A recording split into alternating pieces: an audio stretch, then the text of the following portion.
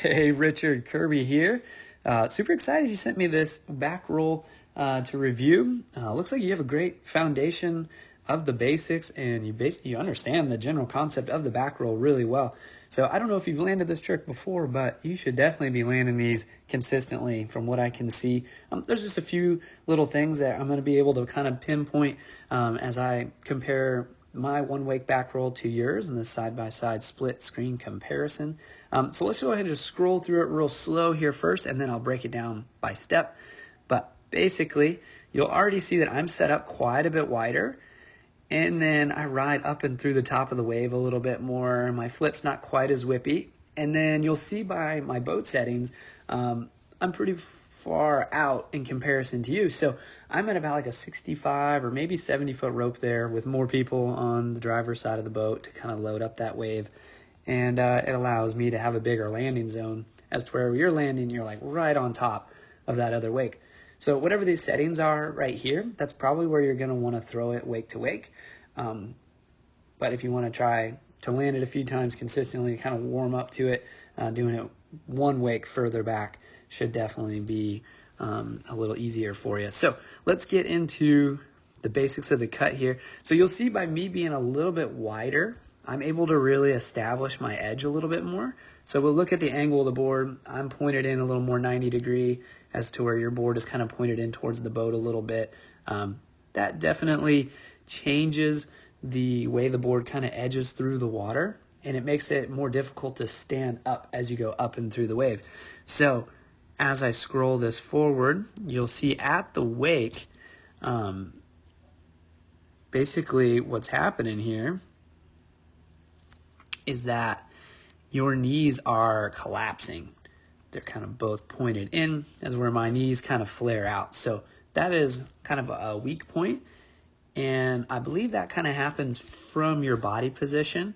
So right here, you'll see that your hips are kind of like sagged back like that. Like your body position is more like V'd out like this. As to where if you look up at my screen, you'll see I'm kind of stacked over my board a little bit more.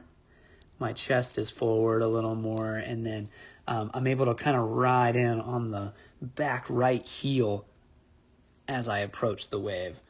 All right, so right here at the top of the wave, I'm able to stand taller and get my body more kind of in line with my board.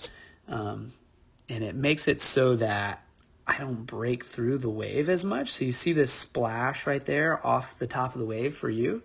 That's just kind of a little bit of a hang-up point that makes the rotation not come off as well. And part of that could be, like, as you're coming up through the wave, you're allowing yourself to, like, dive forward towards the boat a little bit too soon, which makes it so that you kind of ride up and through the wave over the toes of your right foot, as to where if you look up at my board, I'm still riding up off the heel edge.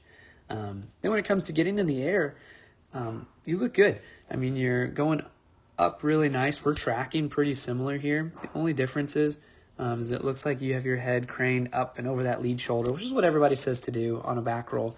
But you'll notice that when I come off the wave, I kind of let my head drop forward a little more, and it kind of gets me a little more into like a Mexican roll format here. And what it does is it makes it so that I keep everything in a little closer as I come around at this point, and allows me to kind of look down and at the water as I come through like the 3/4 part of the flip. And since you're kind of loading that line tension so much at the bottom of the wave, I think it's kind of taking the rope and kind of pulling it away from you, which is why you're kind of reaching out with it right here. So if you had this trick spaced out a little more where you could have a little more time in the air, you'll probably feel more comfortable coming out of the air with that rope more by your lead hip instead of pushing that rope out towards the water. But still, I mean, you're landing over the board and you're right there. So it's super close. It's totally possible. I just think you got to decide if you're going to go one wake on a longer line or just, widen up the approach on the settings you have right here and take it wake to wake. So, yeah, just a quick little review. Got to change the setup a little bit. The takeoff, keep those knees apart more, kind of stay on that heel edge all the way up and through the wave. And maybe let your head duck forward just a little bit more, and keeping that handle in close to the body as you come around.